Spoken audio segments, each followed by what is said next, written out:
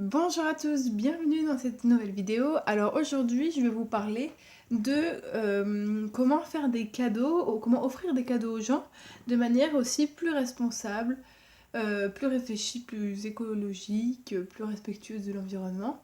Il y a deux manières de faire. Soit on continue d'acheter des cadeaux classiques, par exemple offrir un jouet ou offrir un jeu de société, etc. Mais j'en ai déjà parlé dans une autre vidéo, c'est au lieu de les emballer dans un papier cadeau classique en papier, c'est de l'emballer dans un tissu. Avec la méthode du furoshiki, je vous avais déjà montré une vidéo là-dessus, mais je peux vous remonter vite fait.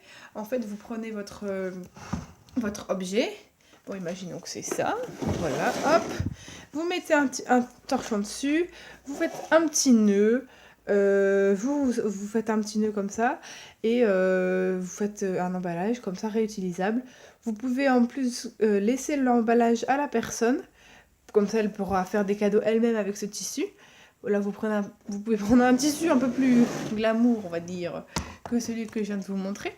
Voilà, c'est une bonne technique, comme ça, tout le monde va le voir, tout le monde va y penser après, peut-être plus tard, de faire emballer ses cadeaux, d'emballer ses cadeaux de cette manière-là. Et voilà. Mais alors, le problème, c'est aussi que offrir des cadeaux, des objets, c'est aussi il y a un souci d'écologie parce que ce jouet il a été par exemple fabriqué en Chine avec du plastique. Ensuite il a traversé l'autre bout du continent pour qu'on lui mette des vis par exemple ou je ne sais pas trop quoi. On va ensuite l'emballer, mettre du plastique autour, etc. Enfin il y a vraiment l'impact de la construction d'un jeu de société ou d'un objet quelconque matériel, il a de toute façon un impact sur l'écologie, sur l'environnement. Si vous vous offrez par exemple un objet téléphonique, un objet numérique, un téléphone ou un ordinateur, ça a vraiment un impact. Bon après, des fois on n'est pas... Enfin, je vais pas vous demander de ne plus jamais utiliser d'ordinateur, parce qu'aujourd'hui c'est un peu impossible de faire sans. Mais voilà. Des fois, par exemple, si c'est pour une amie ou un cadeau qu'on doit offrir comme ça, au lieu d'offrir quelque chose de matériel qui va aussi, elle, l'encombrer à la personne qui va recevoir le cadeau, parce qu'elle a déjà plein d'objets chez elle, elle va devoir encore en mettre un dans sa maison, et après elle va le perdre, et à chaque fois qu'elle va le voir, bah, ça va lui rappeler qu'elle doit le ranger, et que ça lui prend du temps, etc. Donc du coup, la solution, c'est d'offrir des cadeaux dématérialisés. Par exemple, une sortie au cinéma, des places de concert, des places pour aller dans un parc qu'elle aime bien, ou alors, je sais pas, un massage, une séance je sais pas, de, ouais, de massage ou autre, ou alors d'aller voir des personnes qu'on aimerait bien aller voir pour faire de la relaxation, des choses comme ça, pour découvrir des nouvelles choses, pour aller voir faire des formations de quelques jours sur un sujet dont la personne ne s'intéresse beaucoup.